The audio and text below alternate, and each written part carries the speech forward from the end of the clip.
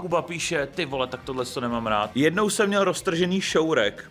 Stalo se mi to, když jsem byl malej. Stalo se to tak, že jsem si sednul na starý věšák a zrovna na ty železní háky. Bolest to byla opravdu veliká. Jo, ještě jsem pak šel 2 kilometry pěšky s tím roztrženým šourkem na polikliniku a tam mi teprve zavolali sanitku do Jičína a sešili mi to teprve až v Jičínský nemocnici. Jako já ti děkuju, že jsi dělal tenhle svůj traumatický zážitek, já bych jenom chtěl říct, že to jsou přiznání ze školy.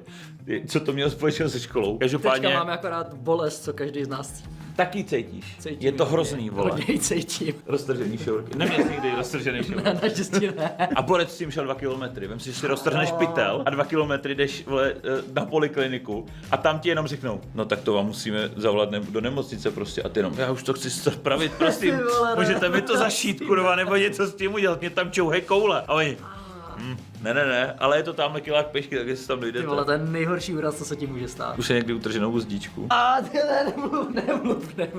Co by horší věci.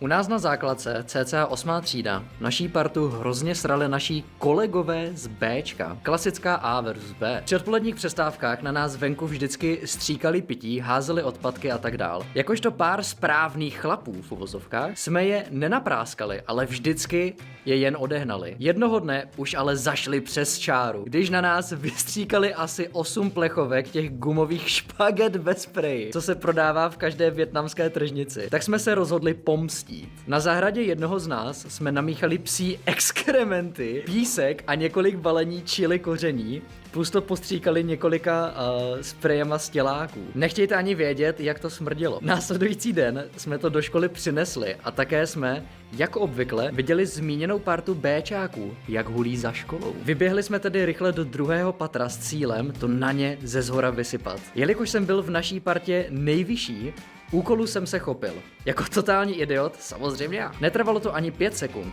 Smrtící směs už letěla dolů. Trefila skoro všechny, až na jednoho, který si toho všiml a stihl zavčas uhnout.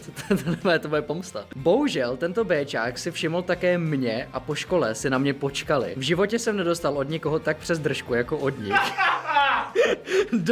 Doma jsem pak své modřiny, natrhanou kůži a monokl vysvětlil jako pád ze zábradlí na schodech.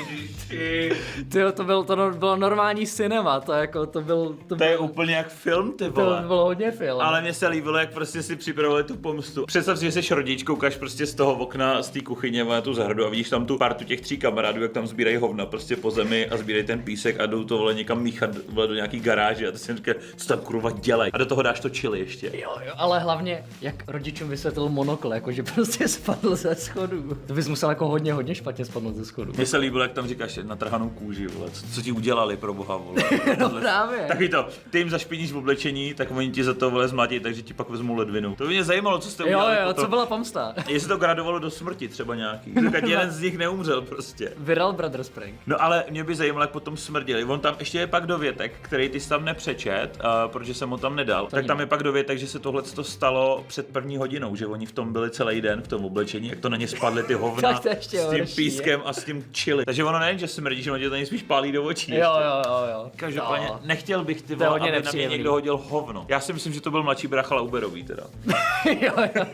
Taky mám jedno přiznání. Prababička jednou za války, bylo jí asi 14, vběhla do třídy lehce hloupějších dětí a zařvala: Pozor, Američani letí do krytu. No samozřejmě, že všichni běželi a ona dostala 2 schování. Co to je, kurva? Prostě udělala prank. To je strašný, když si to jako vezmeš, že to vnímali jako nepřátele prostě. It's a prank, bro. Prý, vešla do třídy pomalejších dětí. Ta segregace prostě.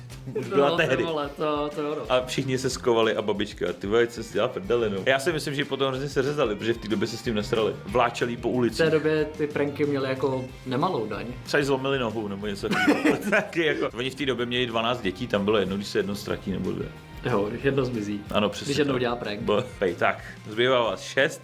Podívejte se, co udělala vaše sestřička za prank a doufám, že se to nebude opakovat. A tam Borka přibitá na kříži. Battle Royale. Tak pak jenom. Hoří. Jenom přikládáme, kluci. Tak já jsem seděl a najednou slyším strašně silný plesknutí. 2 hodiny v tom sedím a po 2 hodinách vstanu a všimnu si, že ten Racek v té první minutě mě posral záda. A já v tom byl celou dobu. Tam byli kolem lidi, všichni to viděli. To bývá. A najednou cítím, jak mi takhle něco jako spadlo přes rameno. Kurva.